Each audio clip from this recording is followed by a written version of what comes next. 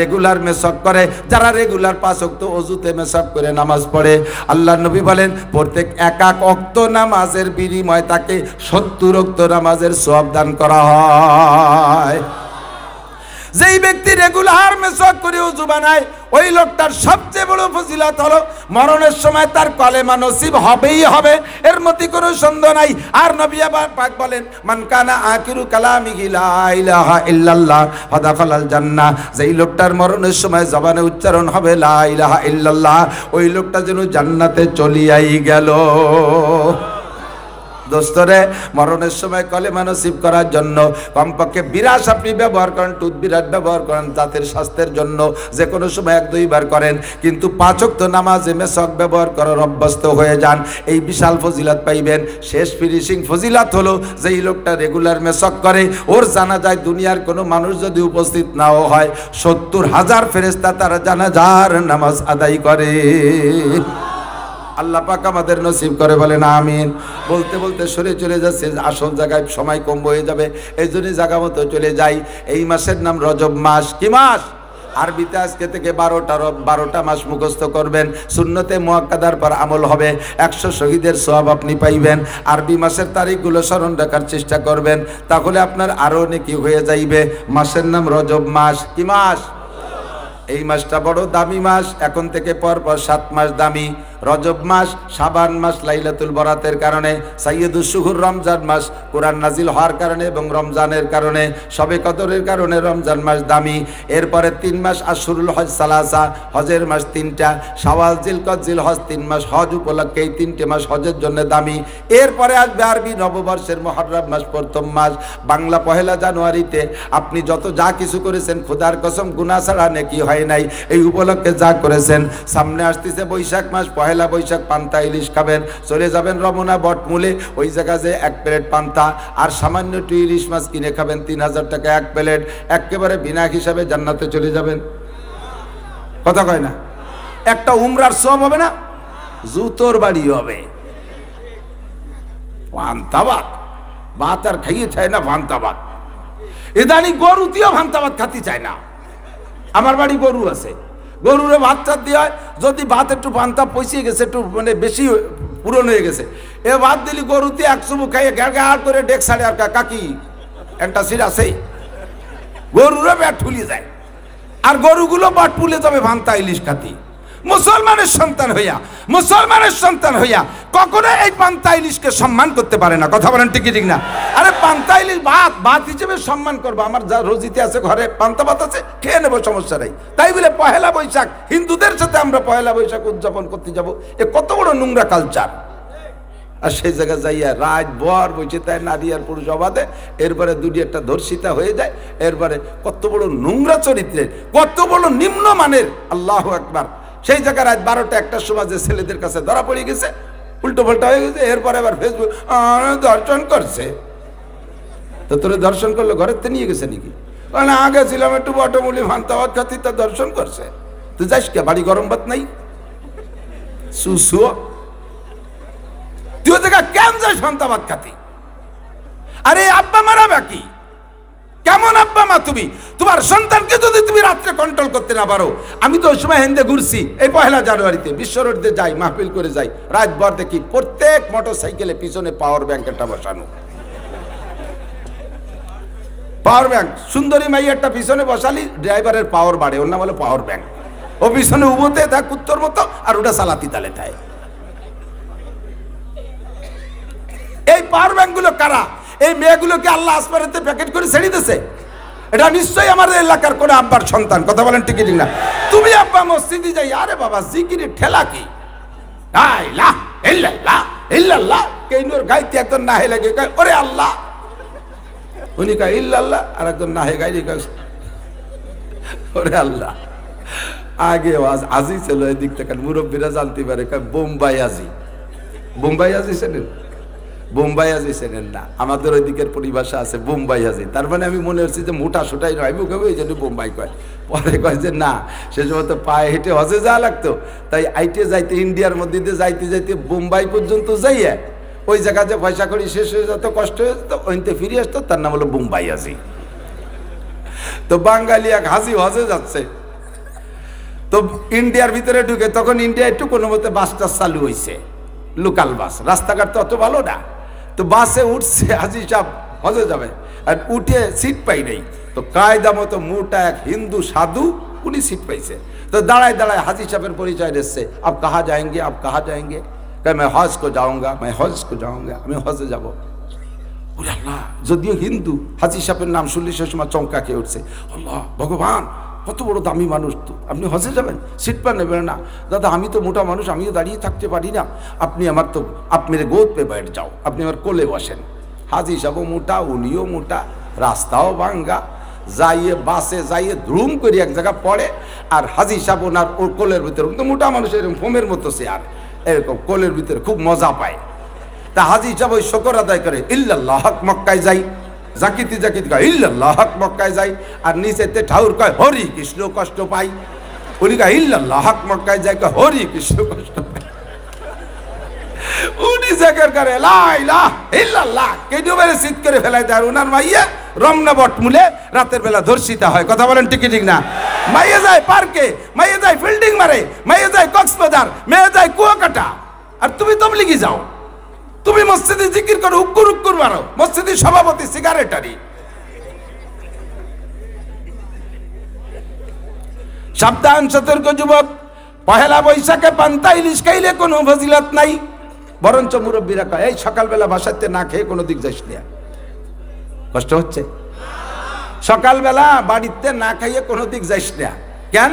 কয় বাসার থেকে না খেয়ে গেলে সারাদিন যে জায়গা যাবে ওই জায়গায় না খাওয়া জটবে, তাই সাইডে পান্তা টান্তা দেন না, পান্তা খেয়েও যাইস না। পান্তা খেয়ে গেলে যে জায়গা যাবি সে জায়গা পান্তা জটবে।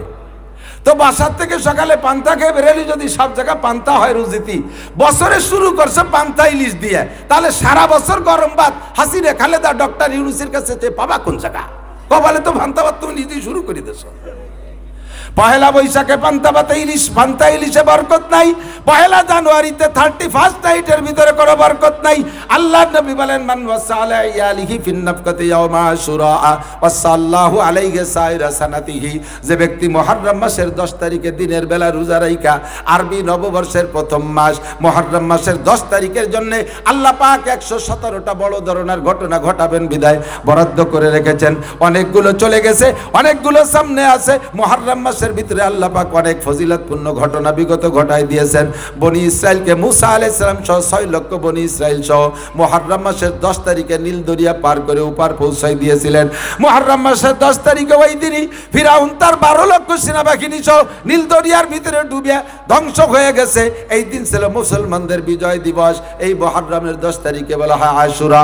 হুজুর বলেন যে ব্যক্তি আশুরা মুহররমের 10 তারিখে দিনের বেলা রোজা রাখা, রাতের বেলা পরিবারের সদস্যদেরকে উত্তম খানার ব্যবস্থা করে খাবে, যার যেমন তৌফিক আছে তৌফিকের ভিতরে উত্তম খানার ব্যবস্থা করে খানা খাবে, আল্লাহ পাক এর ওসিলায় আগামী 1 বছর রুজির বরকত বাড়াইয়া দিবে।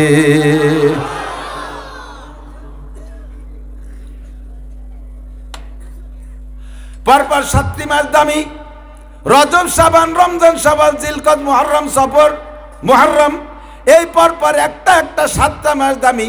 তার প্রথম মাসটা রজব মাস। এ মাস দামি কেন?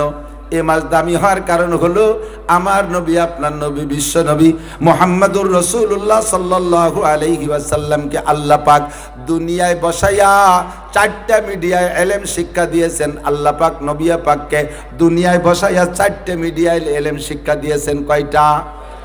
ছাত্ররা মনে রাখবা, 4টে মিডিয়া।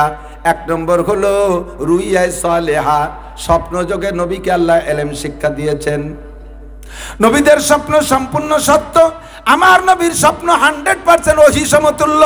নবী যদি স্বপ্নে দেখে বলেন এইটা ফরজ, আমি স্বপ্নে পেয়েছি, আমার বিশ্বাস করাও ফরজ, আমল করাও ফরজ। নবী যদি স্বপ্নে দেখে বলেন এইটা ওয়াজিব, আমি স্বপ্নে পেয়েছি, আমার বিশ্বাস করা ফরজ, আমল করা ওয়াজিব।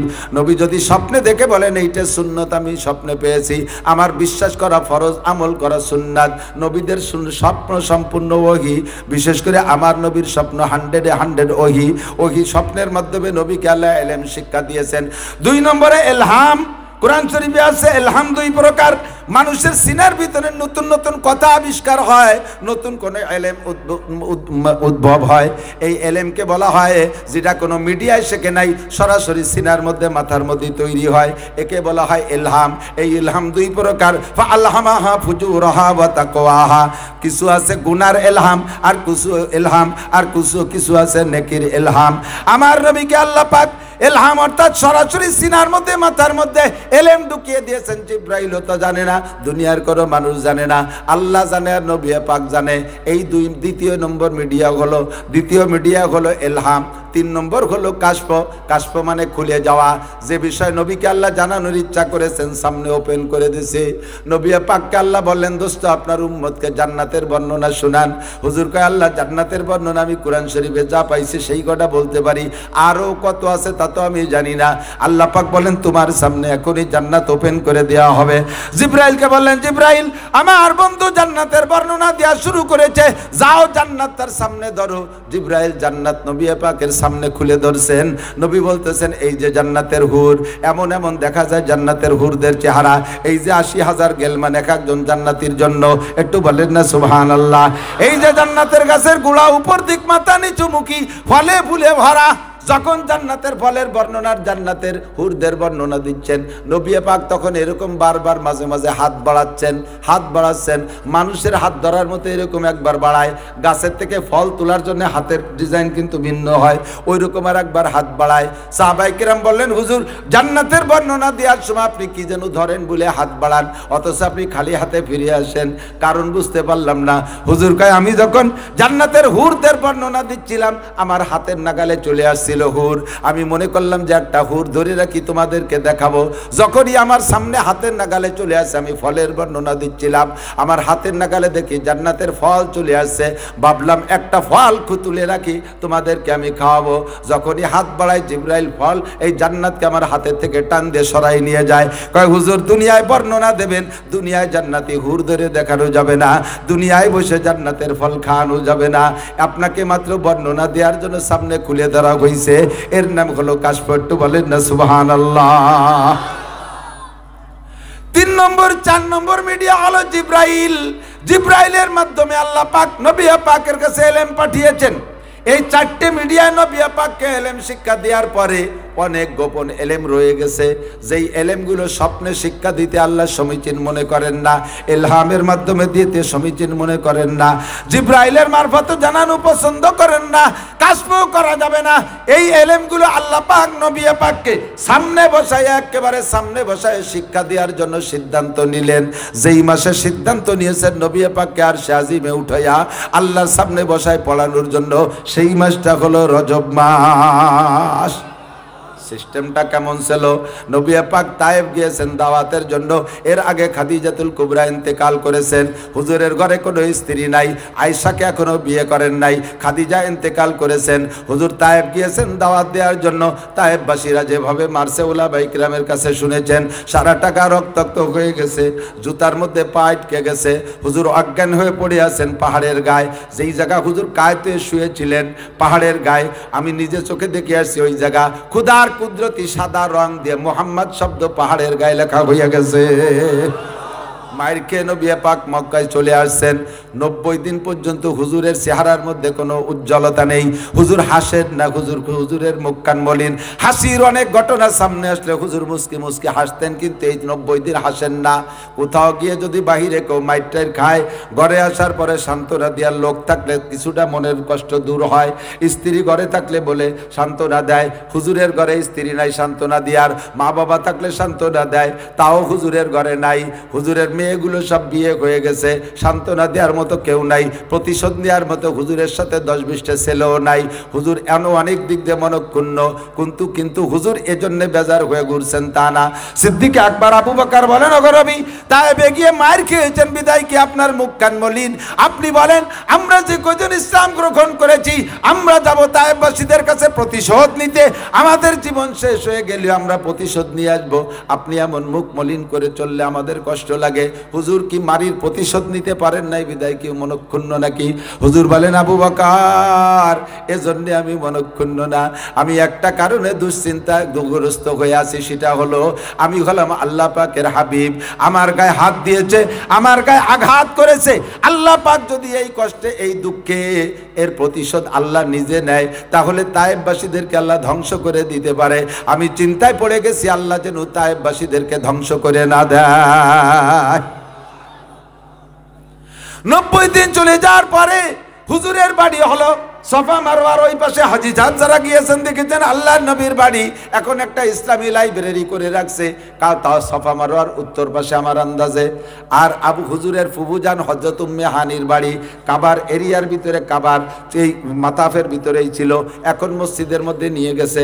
তুর্কি মসজিদের আমল থেকে হযরত উম্মে হানির বাড়িটা মসজিদের মধ্যে পড়ে গেছে।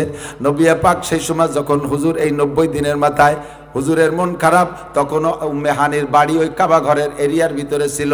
রাতের বেলা যাইয়া হুজুর বলতেছেন, ফুফুজান আমার আজকে ভালো লাগতেছে না, ঘরের মধ্যে একা একা থাকতে মনে চাচ্ছে না, কার বাড়ি যাব, কোন জায়গা থাকবো, আমি আজকে আপনার বাড়ি একটু রাত কাটাবো। হুজুর বললেন, ভাতিজা, চতুর্দিকে শত্রু মিত্র ভরা তোমার, আমার ঘরের মধ্যে যে যতটুক জায়গা আছে, ভাতিজা আর ফুফু দুইজনে এক ঘরের মধ্যে থাকা যাবে না, জায়গা ভিতরে অল্প, তুমি ঘরের মধ্যে থাকো, আমি মহিলা বাইরে থাকি।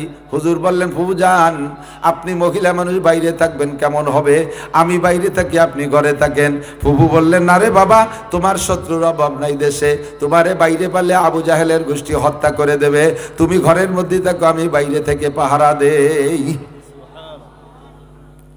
নবী পাককে ঘরের মধ্যে দিয়া বললেন, বাবা তুমি ভিতর দিয়ে সিটকানি আটকায় দাও, খিল আটকায় দাও, আমি বাহির দিয়েও তালা দিয়ে দেই, মনে হবে যেন কেউ নাই ভিতরে, শত্রুর তো তোমার অভাব নাই। হুজুরকে ঘরের মধ্যে রেখা বারান্দায় উম্মে হানি রাদিয়াল্লাহু তাআলা অবস্থান করছেন।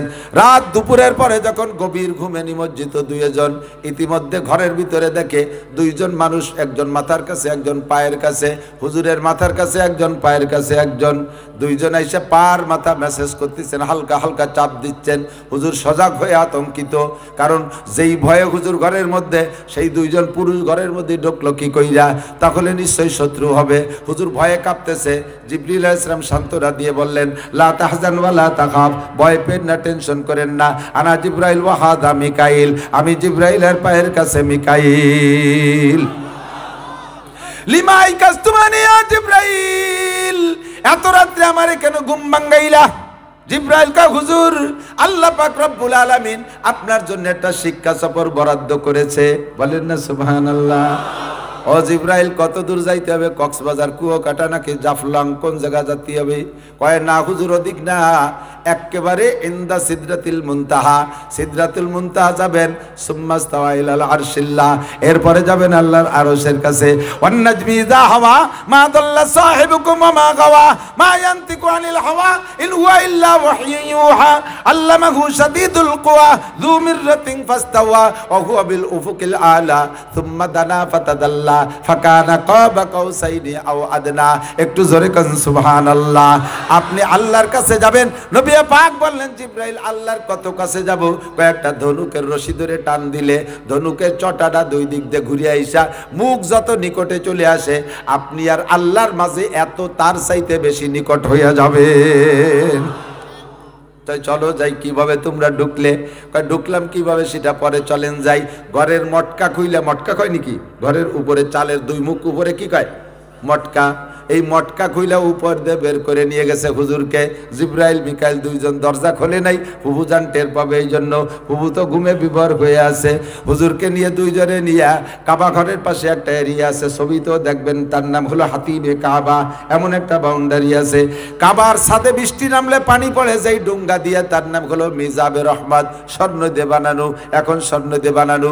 ওই মিজাবে রহমতের নিচেই নিয়ে হুজুরকে আমার জিবরাইল মিকাইল দুইজনে শোয়াইলো।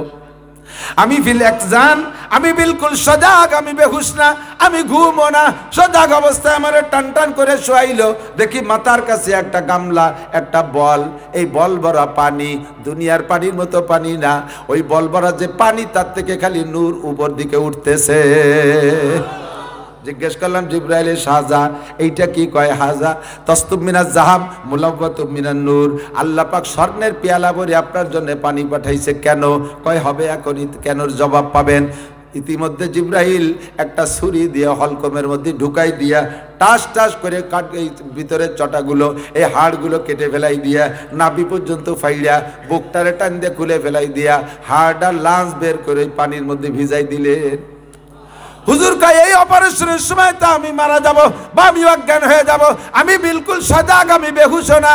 আমি বললাম জিব্রাইল আরশে আজিমে যাব, কোন কোন জায়গা যাব, তার আগে আমার অপারেশন করো কেন? জিব্রাইল কয় হুজুর এই অপারেশনের কারণ হলো আপনার আগে চলে গেছে ঈসা আলাইহিস সালাম, তার আগে মুসা নবী আলাইহিস সালাতু ওয়াস সালাম। আল্লাহ পাক মুসা নবীর সাথে একটানা 40 বছর তুর পাহাড়ে বসে গল্প করতেছিলেন, গল্প করেছেন। মুসা আলাইহিস সালাম আল্লাহর সাথে গল্প করতে করতে আল্লাহর প্রেমে এমন ভাবে আশেক হয়ে গেছে। এবার মুসা বললেন রব্বি আরিনি আনজুর, ও আল্লাহ তোমার কথা এত মজা, তোমার চেহারায় কেমন মজা একটু দেখতে মনে চায়। রব্বি আরিনি আনজুর, আল্লাহ আমি তোমার একটু দেখবো। আল্লাহ পাকের কাছে প্রস্তাব রাখতে আল্লাহ বললেন ক্বালা লান তারানি, ও মুসা তোমার যে বাল পার, তোমার যে হাত, তোমার যে চক্ষু, তোমার যে পাওয়ার, ওই যে তুমি আমি আল্লাহ নূর দেখে সহ্য করতে পারবা না। মুসা নবী পিড়ি করে কয় আল্লাহ পারবো। আল্লাহ পাক বলেন ওয়ান টেস্ট, একটু প্রাথমিক ট্রাই হয়ে যাক, আমার বিশাল নূরের থেকে সামান্য একটু নূর আমি এই তুর পাহাড়ের উপরে রাখবো। এই তুর পাহাড়, যেই পাহাড়ে বসে গল্প করি, তুর পাহাড়ের উপরে সামান্য একটু নূর রাখবো, একেবারে জাররা পরিমাণ নূর রাখবো। ফাইনিস্তাকাররা মাকানাহু ফাসাউফা তারানি, ওইটুক থেকে যদি সহ্য করতে পারো তারপরে আমার পূর্ণ নূর দেখবা। মুসা আলাইহিস সালাম বললেন জি আল্লাহ ঠিক আছে, তাহলে ওইটুক দেখে ট্রাই হয়ে যাক। আল্লাহ পাক রব্বুল আলামিন সামান্য একটু নূর যখন তুর পাহাড়ের উপরে রাখছে, আল্লাহর নূরের তাজাল্লিতে পাথরের পাহাড়টা টাস টাস করে ফাইটা খান খান হয়ে ঝরে পড়া শুরু হয়ে গেল। জালাহু দাক্কা ফালাম্মা তাজাল্লা রাব্বুহু লিল জাবাল জালাহু দাক্কা ওয়া কাররা মুসা সাইকা। মুসা আলাইহিস সালাম অতটুক নূর দেখে একটা চিৎকার মেরে অজ্ঞান হয়ে বেহুশ হয়ে পড়ে গেলেন। ছোটবেলায় গজল গাইতাম, এখনের গজলের সুর পাল্টে গেছে। দূর থেকে বোঝা যায় না যে গজল গায় না মমতাজ গান গায়, শব্দ টের পাওয়া যায় না একই কণ্ঠে। গজল গায় না হিন্দি গান চলতেছে, টের পাওয়া যায় না। ছোটবেলায় গান গজল গাইতাম আমরা। এক ডেকেছেন মুসা নবী তুর পাহাড়ে গেছেন চলি, খুদার নূরে পাহাড় জলে, খুদার নূরে পাহাড় জলে, মুসা জলে না। খোদা তোমায় ডাকতে জানি না, ডাকার মতন ডাকলে খোদা কেমনে শোনে না। খোদা তোমায় ডাকতে জানি না। জিবরিল আলাইহিস সালাম বলেন ওগো নবী, মুসা আলাইহিস সালাম আল্লাহর সামান্য নূর দেখে সহ্য করতে পারে না, বেহুশ হয়ে গেছে। ও তারা রাব্বাকা লাইলাতা উসরিয়া বিকা আশারা মাররা বিগাইরি হিজাব বিরুইয়া লাইল, আপনার এই চর্মচক্ষু দিয়ে আজকে রাতে আপনি আপনার রবের পূর্ণ নূর, আল্লাহ পাকের যত নূর আছে সম্পূর্ণ নূরকে আপনি একে একে 10 বার দেখবেন। কন্যা সুবহানাল্লাহ। আপনি যাতে আল্লাহ পাকের নূর দেখে অজ্ঞান হয়ে পড়ে না যান, এর কারণে আল্লাহ পাক আমাকে অর্ডার করেছে জান্নাতি নুরানি পানি আইনা এই পানির মধ্যে আপনার হাড় আর বাল্বকে ভিজাইয়া পাওয়ার বাড়াই, যাতে ও জায়গা যে ফাইটা না যায়। এ ভাই 33,000 ভোল্টেজের কারেন্টের যে লাইন পাওয়ার হাউস থেকে আসছে মোটা এরম তার, হ্যাঁ খেয়াল করছেন, এরকম মোটা তার আসছে না, এই তারের মাথায় যদি একটা সকেট লাগাইয়া 50 ওয়াটের একটা বাল্ব লাগাই দেওয়া হয়, পুরো ঢাকা শহর আলো হয়ে যাবে না? দেখবে টাস করে ফাইটে ছাই হয়ে উড়ে চলে যাবে। জিব্রাইলকে হুজুর আজকে আপনি আপনার রবের 33,000 ভোল্টেজের সামনে সকেটের সামনে সেট হবেন, যাতে আপনি বেহুশে পড়ে না যান। এই জন্য আপনার বাল্ব আর লাঞ্চকে নুরানি পানির মধ্যে ভিজাই পাওয়ার দেই, ভিতরে সেট করে দিয়ে হুজুর বলেন জিব্রাইল বুকে একটা ডলা দিছে, আমার বুক আগের মতো হয়ে গেছে, টের পাওয়া যায় না। আমাকে এবার উঠে বসাইলেন, পাশে দেখি একটা পরিবহন, একটা যানবাহন।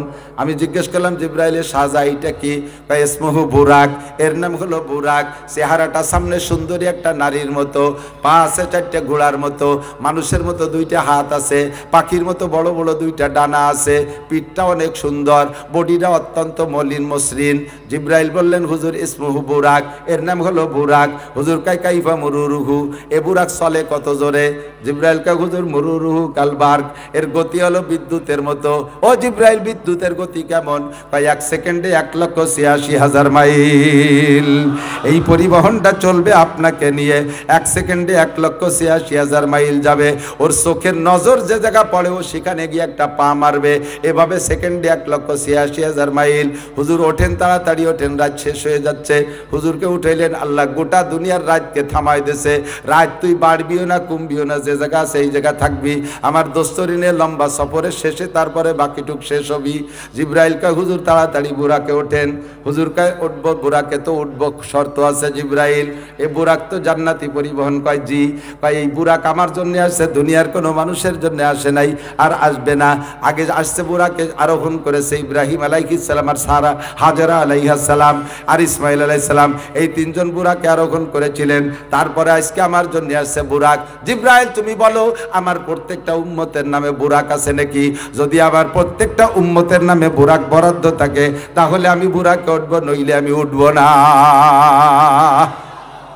আমার উম্মতের নামে যদি হেলিকপ্টার না থাকে তাহলে আমি হেলিকপ্টারে উঠবো না।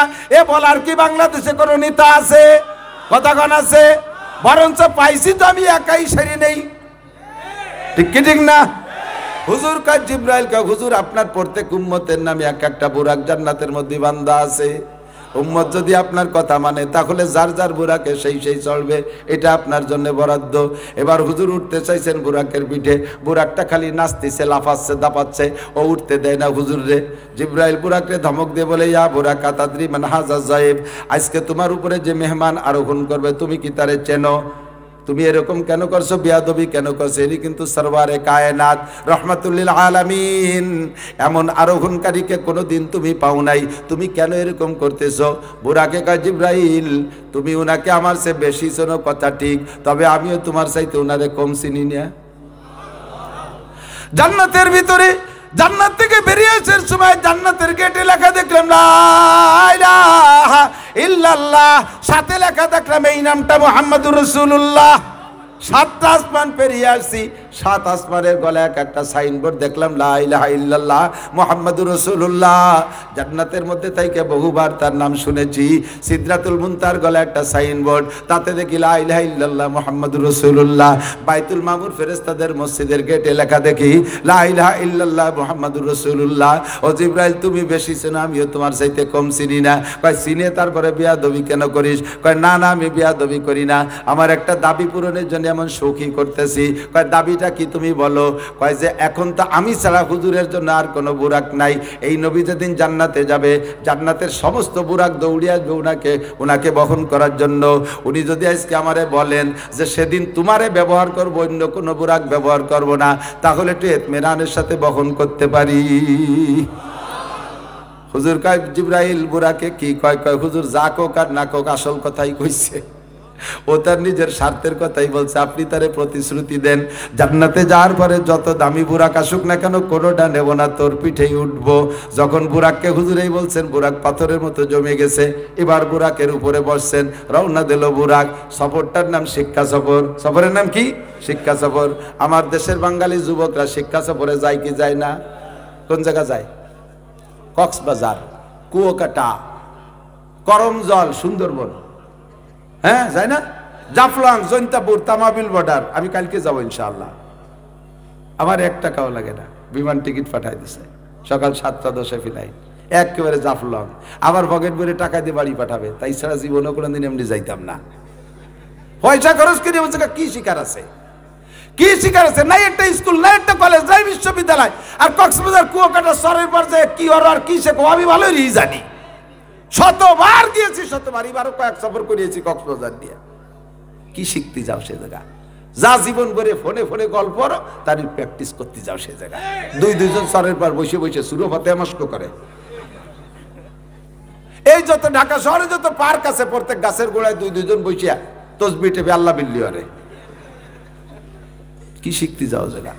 শিক্ষা সফর যদি এই জামানায় যদি শিক্ষা সফর বলতে হয়, এই জামানায় যদি শিক্ষা সফর বলতে হয়, তাহলে একমাত্র সফরের নাম তবলিগীর সফরের নাম শিক্ষা সফর।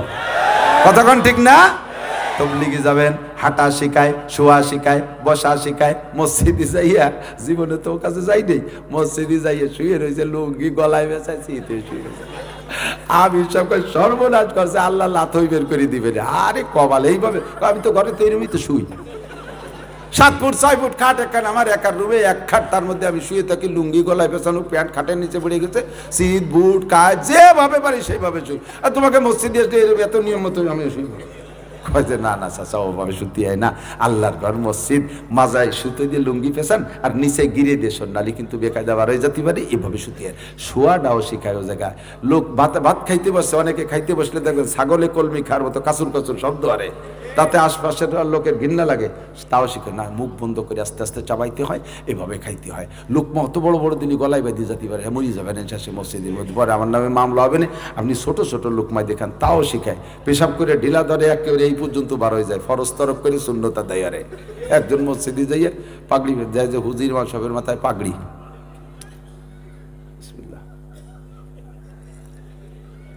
কয় যে হুজুর এই গরমের মধ্যে এত বড় খেতা বানছেন কে মাথায়? হুজুর কয় শয়তানে কি খেতা নাকি? এ তো পাগড়ি। আল্লাহর নবী বলছেন আলাইকুম বিল আমাইম ফাইন্না সুন্নাতুল মালাইকা, এটা ফেরেশতাদের সুন্নাত, আমারও সুন্নাত। পাগড়ি বানছি, এতে লাভ আছে। এই পাগড়ি বেঁধে নামাজ পড়লে নামাজের নাম অনেক বেড়ে যায়, 70 গুণ বেড়ে যায়। কয় পুরো বাবা এত একদিন করে নাই কি? আমার তো পাগড়ি নাই, কি লুঙ্গিটা খুলি মাথায় ফেলতে পারি বলে, তা লুঙ্গি খুলে মাথায় পাগড়ি বানলে ওদের হরস টরস করে সুন্নাত 70 গুণ দেখি। ঢিলা ব্যবহার করার সুন্নাত এমন ভাবে ধরছে, এই পাশে সব বার হয়ে গেছে। তবলিগে যায় এইগুলো শিখে না, ওভাবে ধরতে না, এইভাবে ঢিলা ধরে হাতে একটা মোড় দিয়ে ধরেন, দেখবেন যে সতর্ক খুলবে না, সবকিছু শিক্ষা দেয়, ঠিক না? সূরা ফাতিহা শেখায়। অজুর ফরজ 4টি, অজু ভাঙ্গার কারণ 7টি, অজুর সুন্নাত 10টি, নামাজের ফরজ 13টি, নামাজের ওয়াজিব 14টি, 2 রাকাত নামাজে 28টি সুন্নাতে মুআক্কাদা, মোট ছোট বড় সুন্নাত 51টি। এগুলো সব শিক্ষা দেয়। নামাজ ভাঙ্গার কারণ 19টি, চুল কাটা শেখায়, চুল রাখা শেখায়, টুপি পরা শেখায়, পাগড়ি পরা শেখায়, কোরআন পড়া শেখায়, হাদিস পড়া শেখায়, খাওয়া শেখায়, খাওয়ার দোয়া শেখায়, পায়খানার দোয়া শেখায়, বের হওয়ার দোয়া শেখায়, অল এভরিথিং শিক্ষা দেয়। একটা মাত্র সফর, সেই সফরের নাম হলো বর্তমানে তবলিগের সফর। কতক্ষণ ঠিক ঠিক না? তবে এই তবলিগ কার সাথে যাবেন? একজন জাননেওয়ালার সাথে গেলেই তো জানা যায়। কয় মূর্খ একসাথে যাইয়া তবলিগ করতেছে, কেউ কিছু জানে না, খালি পিকনিক খাইয়ে দিয়ে এরপরে চলে আসে। এই যে 2 মূর্খ বস করতেছে, একজনের একজনে বলেছে ইয়ানা বুধু ইয়ানা স্টাইল। কি কয়? কোরআন শরীফ আলাদা নাজিল করে নিয়েছে ওরা। ইয়া কানা বুধুর কাবো করতে পারে না, ইয়াকা নাবুদু ওয়া ইয়াকা নাস্তাইনও জানে না। মূর্খই আড্ডা করে তবলিগ করলে জীবনেও কিছু শেখা সম্ভব না। কতক্ষণ ঠিক ঠিক না? উলামায়ে কেরামের সাথে যাবেন তবলিগ, উলামায়ে কেরামের সাথে যাবেন ইজতেমায়। এই তবলিগের সফরের নাম হলো শিক্ষা সফর। আমার নবীকে শিক্ষা সফরের জন্য নিয়ে যাইতেছেন জিবরাইল। মক্কা থেকে রওনা দিয়ে সর্বপ্রথম গেছেন মদিনায়। তখন মদিনার নাম ছিল ইয়াসরিব। মদিনায় যে বুরাক রেখায় বুরাক দাঁড়াও, বুরাক দাঁড়াইছে। হুজুরকে বলে ইনজিল, হুজুর নামেন। হুজুরকে কোন জায়গায় নামবো?